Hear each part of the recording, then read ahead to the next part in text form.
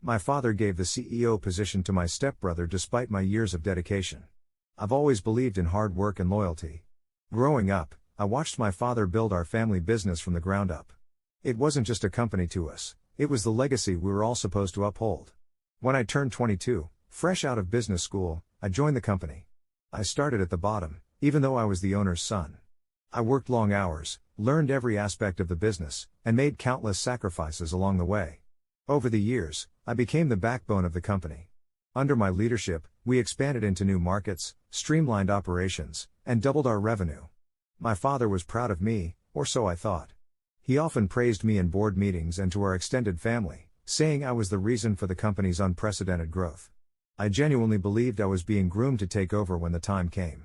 Enter my stepmother, Susan, and her son, David. My father married Susan 6 years ago, and while I welcomed her into our family, it became clear that she had her own agenda. David, my stepbrother, was a charming but entitled man. He had no interest in the business at first, preferring to spend his days traveling and attending lavish parties. But things started to change when Susan began to push him toward getting involved in the company. David joined us 2 years ago, but unlike me, he didn't start at the bottom.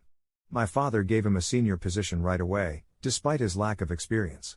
At first, I tried to guide him, but it quickly became evident that he wasn't interested in learning. He skipped meetings, missed deadlines, and relied on others to do his work. I picked up the slack, as always, because I cared about the company's reputation. Then, a month ago, my father called a family meeting. He announced that he was stepping down as CEO and that David would be taking his place. I felt like the air had been knocked out of me.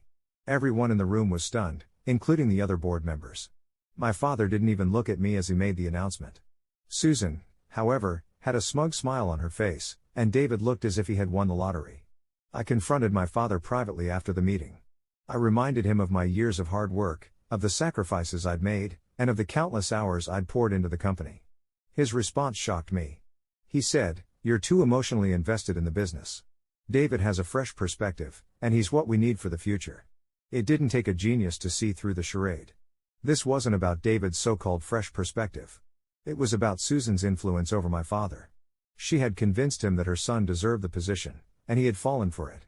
My contributions, my loyalty, and my vision for the company, all of it was discarded because of his blind devotion to his new wife. I tried to put on a brave face for the employees, but inside, I was seething. I watched as David took credit for projects I had spearheaded. He made reckless decisions, ignored advice from experienced staff, and treated the company like his personal playground. Morale among the employees plummeted, and I began to fear for the future of the business I had worked so hard to build. One day, I reached my breaking point. David had dismissed one of our longest-serving managers over a trivial disagreement, and I couldn't stay silent any longer. I confronted him in front of the senior staff, laying out his incompetence and arrogance for everyone to see.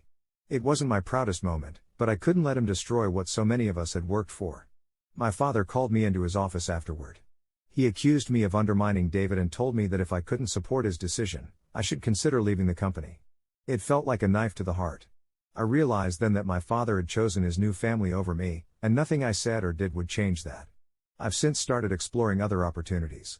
I'm considering starting my own company, taking with me the lessons I've learned and the drive that has always defined me. It's painful to walk away from something I've poured a decade of my life into, but I refuse to let my father's betrayal or David's incompetence define my future. As for my father, I don't know if he'll ever realize the mistake he's made. I still love him, but our relationship will never be the same. Susan and David may have won this battle, but I won't let their selfishness destroy my spirit. My story isn't over yet, it's just beginning.